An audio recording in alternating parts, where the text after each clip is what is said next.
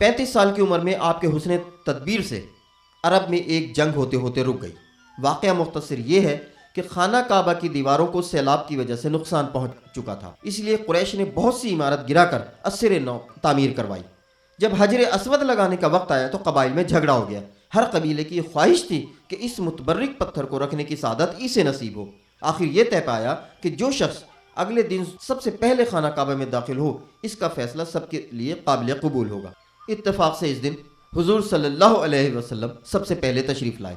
آپ نے چادر بچھا کر اپنے دستے مبارک سے حجر اسود اس پر رکھ دیا اور حکم دیا کہ ہر قبیلے کا سردار چادر پکڑ کر اٹھائے۔ اس فیصلے سے سب خوش ہو گئے اور لڑائی رک گئی۔ جن لوگوں کو اللہ تعالیٰ نبی بنا کر بنی نوح انسان کی اصلاح کے لیے بھیجتا ہے، انہیں وہ وحی کے ذریعے اپنے احکام بھی بھیجتا ہے تاکہ وہ گمراہ لوگوں کو سنائیں۔ حضور صلی اللہ علیہ وسلم پر 40 برس کی عمر میں وحی نازل ہوئی۔ آپ اکثر کھانے پینے کی چیزیں ساتھ لے جا کر مکہ سے باہر غار ہیرا میں چلے جاتے تھے اور اللہ تعالیٰ کی طرف دھیان لگا کر مراقبے میں پڑے رہتے اور اس کی عظمت و بزرگی پر غور و فکر کرتے۔ دل میں ایک تلاش و جستجو تھی جو ہر وقت بے چین رکھتی تھی۔ حتیٰ کہ بعثت کا وقت قریب آیا تو پہلے آپ کو سچے خوابوں کے ذریعے قدرت کے اسرار معلوم ہونے لگے، اور پھر ایک روز جب کہ آپ حسب معمول غار ہیرا کے اندر مراقبہ میں تھے تو غیب سے فرشتہ وحی لے کر حضور صلی اللہ علیہ وآلہ وسلم کے سامنے آیا۔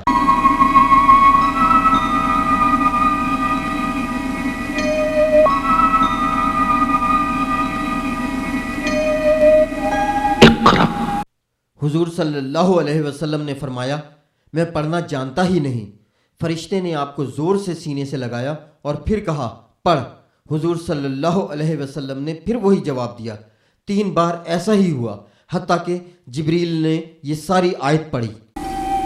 اقرأ باسم ربك الذي خلق خلق الإنسان من علق اقرأ وربك الأكرم الذي علم بالقلم علم الإنسان ما لم يعلم۔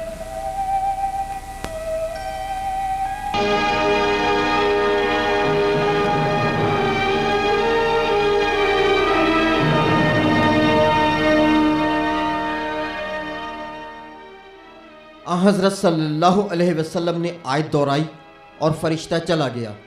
گھر آ کر حضور صلی اللہ علیہ وسلم نے سارا واقعہ حضرت خدیجہ رضی اللہ عنہا سے بیان فرمایا۔ انہوں نے تسلی دی اور اپنے چچا زاد بھائی ورقہ بن نوفل سے جو عیسائی ہو گئے تھے اور توریت اور انجیل کے عالم تھے ذکر کیا۔ انہوں نے کہا، یہ فرشتہ جو حضور صلی اللہ علیہ وسلم کے پاس آیا ہے ناموس اکبر ہے، جو حضرت موسیٰ علیہ السلام کے پاس بھی آیا کرتا تھا۔ حضرت محمد صلی اللہ علیہ وسلم اپنی امت کے نبی ہوں گے، قوم انہیں جھوٹا کہے گی، دکھ دے گی اور یہاں سے نکال دے گی، لیکن انہیں چاہیے کہ ہر حالت میں ثابت قدم رہیں۔ مکہ کے لوگ مدتوں سے شرک اور بت پرستی میں مبتلا تھے۔ انہیں اس قدر جلدی پیغام حق دے کر قائل کر لینا کوئی آسان کام نہ تھا۔ اس لیے حضور صلی اللہ علیہ وسلم نے پہل اپنے خاص عزیزوں اور جاننے والوں کو اسلام کی دعوت دی۔ سب سے پہلی مسلمہ ام المومنین حضرت خدیجہ رضی اللہ عنہا ہیں۔ لڑکوں میں سب سے پہلے ایمان لانے والے حضرت علی رضی اللہ تعالیٰ عنہ تھے، جن کی عمر اس وقت 8 سال تھی۔ مردوں میں سب سے پہلے حق پرست حضرت ابو بکر صدیق رضی اللہ تعالیٰ عنہ، اور غلاموں میں سب سے پہلے مسلمان حضرت زید بن حارثہ تھے، جو حضرت خدیجہ رضی اللہ تعالیٰ عنہا کے غلام تھے، لیکن آپ نے حضرت صلی اللہ علیہ وسلم کو دے رکھا تھا۔ حضرت ابو بکر صدیق رضی اللہ تعالیٰ عنہ قوم قریش میں مشہور، مالدار اور بہت با اثر تھے۔ انہوں نے اپنے دوستوں اور عزیزوں کو اسلام کا پیغام دیا، چنانچہ ان کی وجہ سے حضرت عثمان بن عفان رضی اللہ تعالیٰ عنہ، ابو سلمہ، ارقم مخزومی، عبیدہ بن حارث، سعید بن زید اور ان کی اہلیہ ایمان لائے۔ اس طرح مسلمانوں کی ایک چھوٹی سی جماعت بن گئی، جن کو حضرت صلی اللہ علیہ وسلم ارقم مخزومی کے گھر میں جمع کر کے قرآن کی تعلیم دیا کرتے تھے۔ دین کی تبلیغ کا یہ سلسلہ 3 سال تک خاموشی کے ساتھ جاری رہا۔ اس کے بعد وہی نازل ہوئی کہ تم کو جو حکم ملا ہے کہ اس کو اعلانیہ سناؤ اور مشرکین کی پرواہ نہ کرو۔ چنانچہ آپ نے کوہ صفا پر چڑھ کر پکارا کہ اے اہل قریش، اگر تم خدا کی وحدانیت پر ایمان نہ لاؤ گے تو تم پر سخت عذاب نازل ہوگا۔ پھر کھلم کھلا واز شروع کر دیا اور حرم میں جا کر بھی توحید کا اعلان کیا۔ اہل مکہ اپنے بتوں کی مخالفت کیسے برداشت کر سکتے تھے؟ فوراً حضور صلی اللہ علیہ وسلم کے خلاف ہو گئے اور طرح طرح کی اذیتیں دینے لگے۔ قریش کے معتبر اشخاص وفد بنا کر ابو طالب کے پاس پہنچے اور تقاضا کیا کہ اپنے بھتیجے کو بتوں کی مخالفت سے باز رکھیں۔ ابو طالب نے ان کے دباؤ سے مجبور ہو کر آن حضرت صلی اللہ علیہ وسلم کو بلا کر سمجھایا۔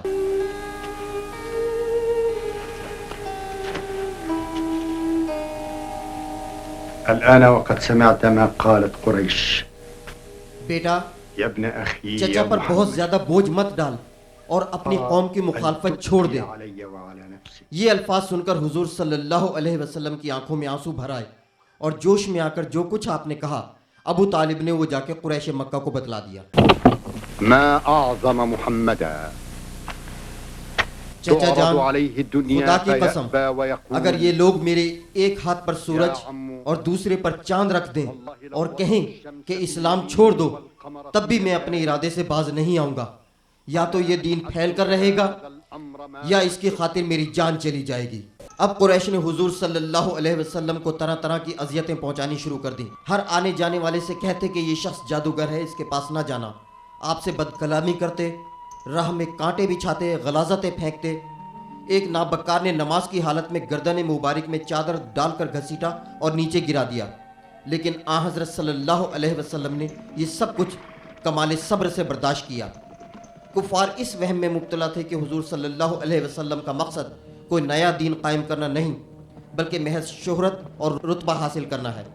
اس لیے انہوں نے ایک مقتدر سردار عتبہ کو آپ کے پاس بھیج کر دریافت کیا کہ اگر آپ دولت، اچھے گھرانے میں شادی یا مکہ کی حکومت چاہتے ہیں تو ہم آپ کی سب خواہشیں پوری کرنے کو تیار ہیں، بشرطے کہ آپ بت پرستی کی مخالفت ترک کر دیں۔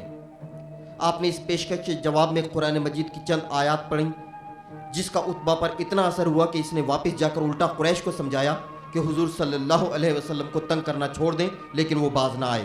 کچھ عرصہ کے بعد حضور صلی اللہ علیہ وسلم کے چچا حضرت حمزہ رضی اللہ عنہ اور حضرت عمر ابن خطاب رضی اللہ تعالی عنہ ایمان لے آئے، جس سے حضور صلی اللہ علیہ وسلم کو بہت تقویت ہوئی۔ حضرت عمر رضی اللہ تعالی عنہ نہایت بہادر اور دلیر انسان تھے۔ انہوں نے مسلمانوں کو ساتھ لے کر کھلم کھلا حرم میں نماز ادا کی۔ اس طرح جب اسلام کا دائرہ وسیع ہونے لگا اور قریش کے بڑے بڑے لوگ ایمان لانے لگے تو کافروں نے غریب اور کمزور مسلمانوں پر زیادہ سختیاں شروع کر دیں۔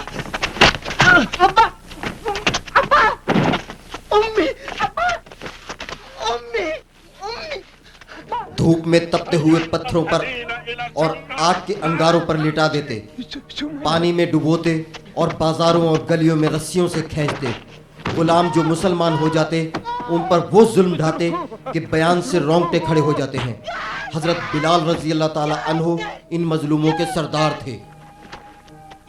ان کا مالک امیہ انہیں دوپہر کو تپتی ہوئی ریت پر لٹا کر سینے پر وزنی پتھر رکھ دیتا اور کہتا کہ محمد کے دین سے باز آ جاؤ، مگر حضرت بلال رضی اللہ تعالی عنہ ان مصیبتوں کو خندہ پیشانی سے برداشت کرتے رہے۔ کفار کی اس روز افزوں سختی سے مسلمان بہت تنگ آ چکے تھے اور انہیں ایک ایسی جائے پناہ کی تلاش تھی جہاں وہ اطمینان اور سکون سے زندگی گزار سکیں۔ ان حالات کو مد نظر رکھتے ہوئے حضور صلی اللہ علیہ وسلم نے مسلمانوں کو مشورہ دیا کہ جب تک مکہ کے حالات بہتر نہ ہو جائیں وہ ملک حبشہ کو ہجرت کر جائیں۔ وہاں کا عیسائی حاکم نجاشی بڑا منصف مزاج اور رحم دل ہے، وہاں تمہاری جان و مال محفوظ رہیں گے اور تم امن و امان کی زندگی بسر کر سکو گے۔ اس پر 11 مردوں اور 4 عورتوں کا مختصر سا قافلہ حبشہ روانہ ہو گیا۔ حضرت عبد الرحمن بن عوف، حضرت زبیر بن عوام، حضرت عثمان رضی اللہ تعالی عنہ، میں اپنی بیوی حضرت رقیہ کے ساتھ جو حضور صلی اللہ علیہ وآلہ وسلم کی صاحبزادی تھیں اس قافلے میں شامل تھے۔ قریش مکہ بھلا کب گوارا کر سکتے تھے کہ مسلمان حبشہ میں امن و چین سے رہیں، چنانچہ انہوں نے عبداللہ بن ربی اور عمرو بن عاص کو بہت سے قیمتی تحفے دے کر نجاشی کے پاس بھیجا اور استدعا کی کہ وہ مسلمان مہاجرین کو اپنی سلطنت سے نکال دیں، مگر نجاشی کی عدل پسندی اور منصف مزاجی نے یہ گوارا نہ کیا کہ تحقیقات کیے بغیر بے کس مہاجروں کے خلاف حکم صادر کر دے۔ چنانچہ اس نے مسلمانوں کو بلا بھیجا اور پوچھا کہ وہ کون سا نیا دین ہے جو تم نے اختیار کیا اور اس کے چیدہ چیدہ اصول کیا ہیں۔ اس کے جواب میں حضرت جعفر بن ابی طالب رضی اللہ تعالی عنہ نے ایک شاندار تقریر کرتے ہوئے فرمایا: ایھا الملک کنا قوما اہل جاہلیہ، اے بادشاہ، اسلام لانے سے پہلے ہم ایک جاہل قوم تھے، بتوں کو پوجتے تھے، ہمسایوں کے ساتھ برا سلوک کرتے تھے اور زبردست کمزوروں کا مال کھا جاتے تھے۔ آخر خدا نے ہماری طرف ایک رسول بھیجا جس نے ہمیں اللہ کی طرف بلایا اور تعلیم دی کہ خدا کو ایک جانیں، اسی کی عبادت کریں اور بت پرستی چھوڑ دیں۔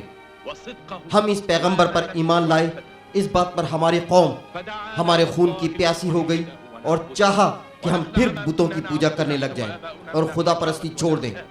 اس تقریر سے نجاشی بہت متاثر ہوا اور کہا کہ یہ مذہب اور حضرت عیسیٰ علیہ السلام کا لایا ہوا مذہب دونوں ایک ہی چراغ کے پرتو ہیں۔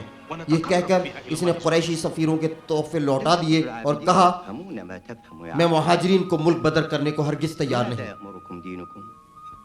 اب دونوں سفیروں نے ایک اور تجویز سوچی کہ نجاشی کے سامنے حضرت عیسیٰ علیہ السلام کے بارے میں مسلمانوں کا عقیدہ دریافت کیا جائے۔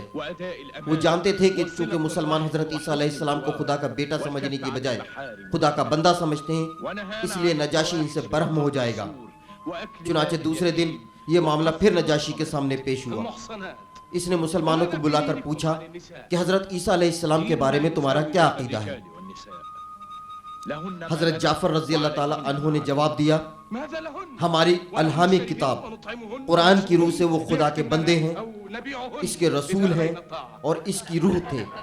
نجاشی نے یہ سنا تو بہت خوش ہوا اور کہا خدا کی قسم جو کچھ تم نے کہا حضرت عیسیٰ علیہ السلام ذرہ بھر بھی اس سے زیادہ نہیں تھے۔ قریش کے سفیروں کی یہ تجویز بھی کارگر نہ ہوئی تو مایوس ہو کر مکہ لوٹ گئے۔